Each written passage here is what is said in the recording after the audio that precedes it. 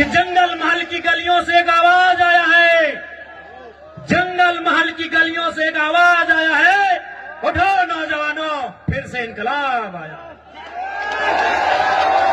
क्या आप तैयार हैं? बैंक है, they have their vote banks because they are from NDA in India.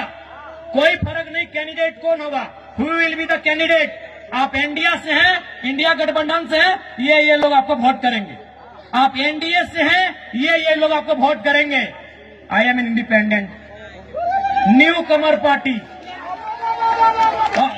हमारे झारखंड में भी क्या सेफ है, 81 में 56 इंडिया के पास, 24 एनडीए के पास, 56, 24, 80 हम अकेले हैं।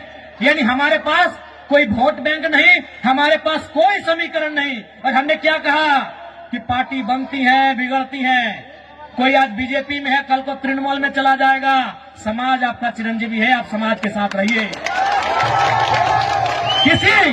किसी एमपी एमएलए में इतना ताकत आपने देखा था क्या? हमने स्पष्ट कहा कि आप हमारे राजनीतिक कार्यक्रम में आते हैं, अच्छी बात है, आप मेरी पार्टी के मीटिंग में आते अच्छी बात है, लेकिन आप समाज की मीटिंग में पहले जाइए। हमने एकमात्र भी एमएलए जिसने कहा था, जबकि आप भी जानते हैं 2029 में पता नहीं हमारा क्या होगा, क्योंकि हम नया विधायक है, हमारे पास कोई समीकरण नहीं है। 2029 में हमारे सर समाज से होते तो हम भी बोलते पहले अपना देखते हैं भाई, लेकिन हम मोहे यदि ममता बनर्जी घरे गिदर छुआ रहतो न तो टुकु समझतो न कि एते बड़ लोग एतना बेस हमार समाजटा है, मोर समाजटा। किंतु आज के मैं एक शोषित वंचित समाजेर बेटा सोई खातिर मैं कहलो कि विधायक सांसद बादे सामाजिक स्थितिटा पहले भालो रहे चाहिए, सामाजिक स्टेटसटा भालो रहे चाहिए, सामाजिक पहचानटा भालो रहे चाहिए, ओकर आइडेंटिटीटा भालो रहे चाहिए। तोहरा नहीं बुझे बारिया, आज तोहरा नहीं करो जंगल मोहल्ले दोमे हमरा सामाजिक नेता हाथ की ना नहीं, कोई टक मुंह से बोली बाहर आइले, कोई टक कोनो कह पारला की एकटाও कही दे जितना कथा मैं कहलो मीडिया कह भाषण कह जे जितना उदाहरण मैं दिलो, जितना मैं उदाहरण दिलो, हमको याद करके बताइएगा कि आपने कौवा को भी देखा है। आपने की बोले कौवा के बोलते भाई ना,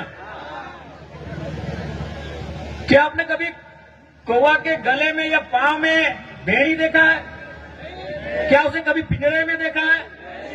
क्या उसे कभी किसी रस्सी में या किसी भी प्रकार से बंधन में देखा है? नहीं देखा है। आपने क्यों कौवा के बंधन देखे छी ना? क्यों नहीं देखा है? तो कौवा भले काला होता है, देखने में भले आपको बुरा लगे, देखने में बदसूरत लगे, लेकिन जो वो काव काव काव काव चिल्लाता है, काव काव जो करता है ना, उसकी मातृभाषा। और जो मातृभाषा बोलते हैं, मातृभाषा यानी हमारी मातृभाषा, हमारी परंपरा, हमारी संस्कृति, जो मातृभाषा बोलते हैं वो कभी गुलाम नहीं होता, उन्हें कभी कोई गुलाम नहीं बनाता। आपने सुगा क्यों देखे थी? आपने सुगा ही बोली ना, सुगा तोता पैरट देखने में बड़ा सुंदर होता है, पंख भी सुंदर होता है, चोंच भी सुंदर होता है और आवाज भी सुंदर होता है, लेकिन आपने क्या देखा होगा कि लोग उसे पकड़ते हैं, पहले उसके की बोली डंका काना सबसे पहले उसको तोड़ देते हैं, पांव में भी जरूरत पड़े तो वो तो उसका तोड़ देते हैं और उसको भर के कहां रखते हैं? लोहे के पिंजरे में। भले उसको खाने के लिए चना दे, मूंगफली दे, लेकिन उसको गुलाम बना के रखते है कि नहीं? क्योंकि जो मिट्टू जिसे कोई तोता कहता है, कोई सुगा कहता है, कोई पैरट कहता है, भले वो दिखने में सुंदर है, हरा है, चोंच लाल है, खाता भी बढ़िया बढ़िया है, लेकिन वो भाषा का नकल करता है। टेम टेम टेम टेम उसकी भाषा नहीं है, वो भाषा का नकल करता है, वो किसी और की भाषा को बोलने का प्रयास करता है, इसलिए लोग उसे गुलाम बना के रखते हैं। तो इसलिए एक बात तय कीजिए कि आपको आजाद रहना है या गुलाम रहना है। तो भैया अगर आजाद आपको उस कौवे की तरह अपनी संस्कृति, अपनी परंपरा, अपनी आइडेंटिटी, अपनी पहचान, उसके साथ आपको जीना होगा। तो क्या ये नौजवान पीढ़ी जो हमारा आने वाला भविष्य है, क्या वो आज के इस कार्यक्रम के माध्यम से ये प्रतिज्ञा लेंगे कि आप अपनी परंपरा, अपनी संस्कृति, अपनी मातृभाषा को बचाएंगे? क्या आप प्रतिज्ञा लेंगे? क्या आप अपने सामाजिक कार्यक्रमों को, अपने सामाजिक आंदोलन को आगे बढ़ाएंगे? क्या आप प्रतिज्ञा लेते हैं? आज आपको ये प्रण लेना होगा, क्योंकि 21वीं सदी में हम जी रहे हैं। आज बहुत जल्दी हम लोग दिशा से हट जाते हैं, अपने रास्ते से भटक जाते हैं। इसलिए आज नौजवान पीढ़ी को विशेषकर आपको ये प्रण लेने की आवश्यकता है कि आज हमारी पहचान क्या है, हमारी परंपरा क्या है। उस पहचान को, उस परंपरा को, उस भाषा, उस संस्कृति की विरासत को, उसे सुरक्षित रखना है। आज हमें ये प्रण लेना होगा। ठीक है दादा, टुकु बसुन। नमस्कार नमस्कार। তুমি নিয়েছি নাই, আমি বুঝতে পারি তুমি বসুন। आज ये प्रण लेने की आवश्यकता है, और विशेषकर जंगल महल के नौजवानों, मेरे भाइयों, मेरी बहनों, मेरे अभिभावकों, मुझे अफसोस होता है, मुझे दुख होता है आपको यहां देखकर। दुख हमें झारखंड के लोगों को भी देखकर होता है, लेकिन आपके लिए वो दुख थोड़ा ज्यादा इसलिए होता है कि जैसा भी सही जमशेदपुर वालों को झारखंड मिला, सरायकेला वालों को झारखंड मिला, धनबाद वालों को झारखंड मिला, बोकारो वालों को झारखंड मिला, हजारीबाग गिरिडीह को झारखंड मिला, रामगढ़ को झारखंड मिला, रांची को झारखंड मिला, लेकिन झारखंड बनने का हकदार और झारखंड में शामिल होने का हकदार पुरुलिया, झारग्राम, बांकुड़ा के लोग भी रखते थे। आज बिल्कुल इस बात का अफसोस आपकी आंखों में भी झलक रहा है और हमें भी झलकता है। जो आंदोलन कोयलांचल में था, जो आंदोलन लोहांचल में था, कोयलांचल यानी हमारा जो कोलियरी कोयला का क्षेत्र है, धनबाद, बोकारो, गिरिडीह, हजारीबाग का हिस्सा, और लोहांचल यानी जमशेदपुर का क्षेत्र, वही आंदोलन आपके जंगल महल में भी था। जो त्याग कोयलांचल वालों ने किया था, जो त्याग लोहांचल वालों ने किया था, वह त्याग जंगल महल वालों ने भी किया था। लेकिन आज कोयलांचल वालों को, लोहांचल वालों को कहने के लिए झारखंड मिला, हालांकि अधिकार वहां भी उनको नहीं है। आज भी वहां उनको मजदूरी के लिए तरसना पड़ता है। उनकी जमीनों में कोयला, उनकी जमीनों में अभ्रक, उनकी जमीनों में लोहा, उनकी जमीनों में लगभग 80 प्रकार के मिनरल्स पाए गए हैं, लेकिन आज उन्हें नौकरी के लिए तरसना पड़ता है। लेकिन हाँ, उनके पास कहने के लिए है, हमारे काछे ए शब्द আছে कि हमरा झारखंड, हमरा पवाली झारखंड, लेकिन आपके पास वह भी कहने को नहीं है कि हमारे पूर्वजों ने, हमारे बाप दादा ने जो आंदोलन किया था, जो संघर्ष किया था, उसके बदले आप उस झारखंड का हिस्सा नहीं बन पाए। तो कहीं ना कहीं इसमें भी साजिश है, साजिश है, बहुत बड़ी साजिश है। तो इसलिए नई पीढ़ी को यह प्रण लेना होगा कि हमारे पूर्वजों ने आंदोलन को जहां लाकर छोड़ा है, वो विरासत जो हमें देकर गए हैं, उस विरासत को यहां से फिर से हमें लेकर जाना होगा। क्या आप तैयार हैं? कि जंगल महल की गलियों से एक आवाज आया है, जंगल महल की गलियों से एक आवाज आया है, उठो नौजवानों, फिर से इनकलाब आया। क्या आप तैयार हैं? और देखिए नौजवानों, मेरे भाइयों, हम जिस रास्ते में चलने जा रहे हैं, जो कार्य हम करने जा रहे हैं, मानते हैं आसान नहीं है।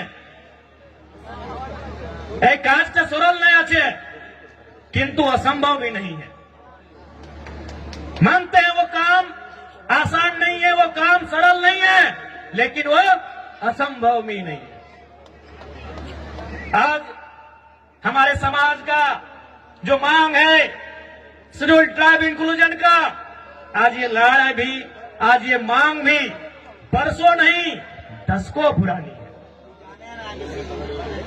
इसलिए एक बात हमेशा याद रखिए, आज चाहे सामाजिक आंदोलन हो या किसी प्रकार का आंदोलन हो, जो लोग अगुवाई कर रहे हैं, जो लोग लड़ रहे हैं, शायद वो कल नहीं होंगे।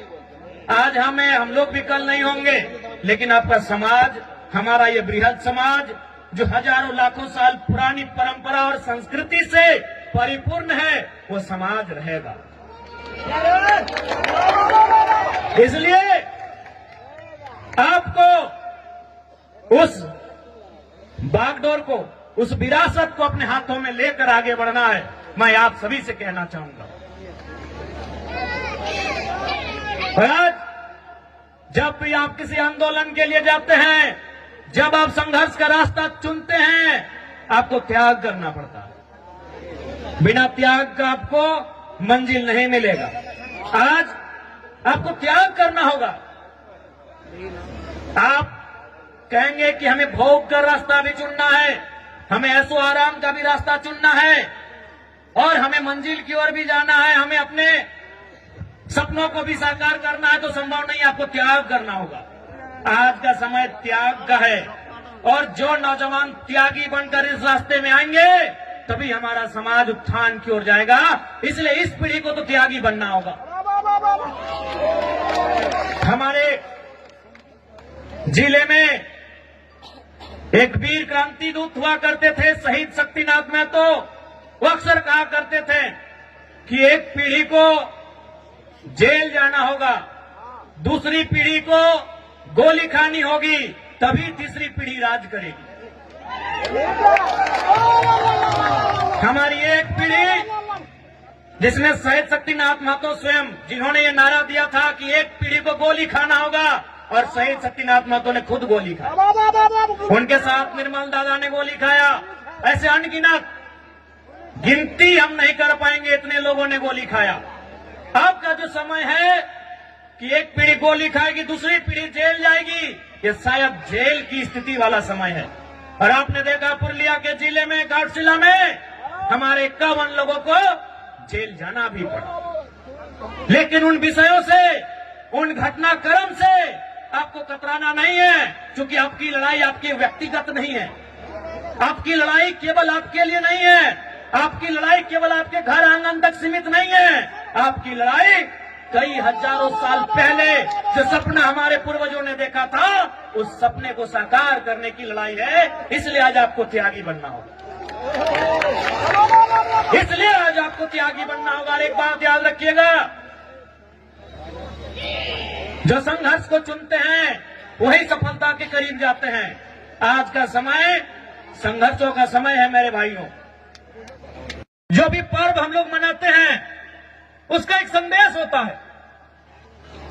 हमारे जो तो पर्व आछे, जो तो त्योहार आछे, ওদের ভিতর একটা মেসেজ আছে, সন্দেশ আছে কি আর মানে কি, এই কাজটা আমাদের পূর্বজ কি জন্য করেছে, এই কাজটা কেনে, এই বড় খুঁটা কেনে, এই কাড়া খুঁটা কেনে, এই টুসু কেনে, এই করম কেনে, জিতিয়া পরব কেনে, এই কোনো না কোনো ওদের ভিতরে একটা মেসেজ আছে। তো বড় খুঁটার মানে কি সবাই জানি कि আমরা चासा लोग माने की न, सावन महीना का जो समय होता है हम वो खेती बाड़ी करते हैं, धान लगाते हैं, हार जोतते हैं। इधर भी वही टाइम होता है ना।